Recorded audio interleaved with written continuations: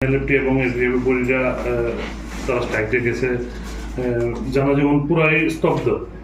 তো এতে করে গতকালকে দেখা গেল একটা বৈঠকও করা হয়েছে, নিষ্ফলা বৈঠক বললে চলে, সে বিষয়ে কি বলবেন?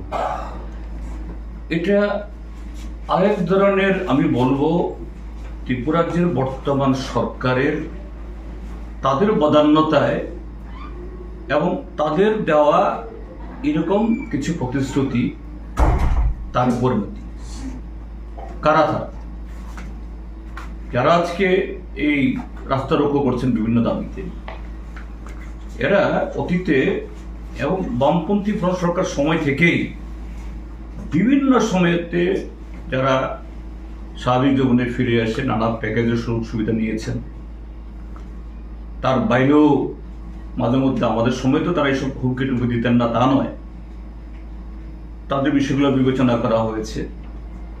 এই বিজেপি সরকার গত 8 বছরের বিভিন্ন সময়েতে পাহাড় দখলের অছিলায় এই সমস্ত এই বিভিন্ন সময়েতে যারা স্বাভাবিক জন্য ফিরে আসছেন এদেরকে নিয়ে, তাদের বিভিন্ন গ্রুপকে নিয়ে লোক দেখানো আত্মসমর্পণ, লোক দেখানো নাটক এগুলি করেছে। জাম্পুই জলাতে যে টিএসআর জাম্পুই জলার বহু জওয়ান খুন হয়েছে, তাদের ক্যাম্প খালি করে এদের ছেড়ে দিতে বাধ্য করা হয়েছে।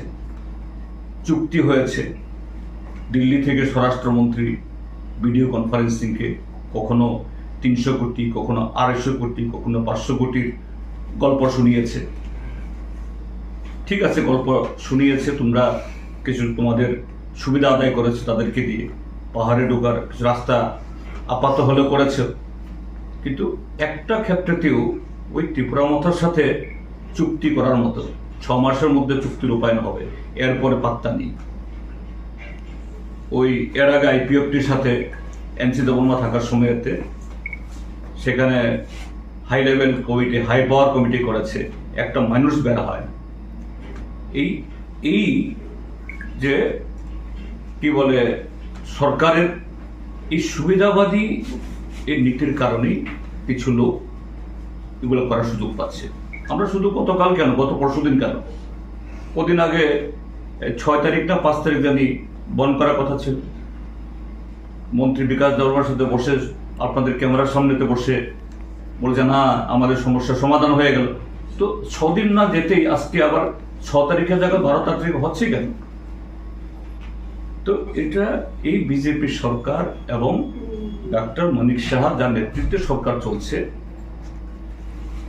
যে by the government, of the government and for the government, তাদের রাজনৈতিক স্বার্থ হাসিল করার জন্যই এই কিছু লোককে দিয়ে এসব করানো হচ্ছে।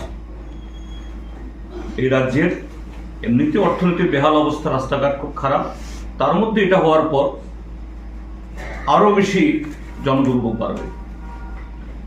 আমি সরকারকে বলবো এসব তালবাহানা না করে এদেরকে উঠানোর ব্যবস্থা করুন। অ্যান্ড ওয়ান্স ফর অল, তোমরা যদি কোনো তাদেরকে প্যাকেজ দিয়ে থাকো, এই প্যাকেজ দিয়ে এটা জনগণের উপরে তার ভার চাপানো এই খেলা, এটা বন্ধ করুন। ত্রিপুরা